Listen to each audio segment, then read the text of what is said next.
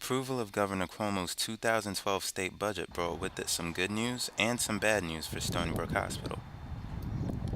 The good news is state funding will be cut a little over 50% instead of the previously proposed 100%.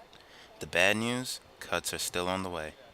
We are going to try and focus any reductions in our expense base on non-personnel reductions or renegotiating contracts, finding efficiencies in the operating room and supplies and things of that sort.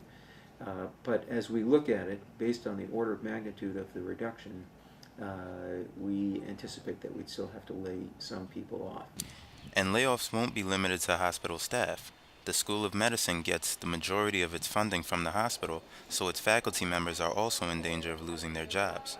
The school could lose some of its best teachers. The really good, outstanding faculty are exactly the ones who will have options to leave if they choose to. So I think that this is a really vulnerable time for us. We want to retain our best faculty. We want to continue to attract outstanding faculty to the institution. And it can be difficult to do in an environment like this. Dr. Margaret McGovern heads the Department of Pediatrics and also teaches classes. While other departments are looking at ways to decrease spending, she is considering a different approach. I really feel very strongly that if we're going to get through this budget cut, we need to keep growing. We need to grow in a strategic, smart way, pick programs that make sense to grow, and we need to continue to look for ways to serve our community better. Whatever the decisions, the Dean of the School of Medicine promises the budget cuts will not affect learning by many of Long Island's future doctors. We will not compromise the education of our students.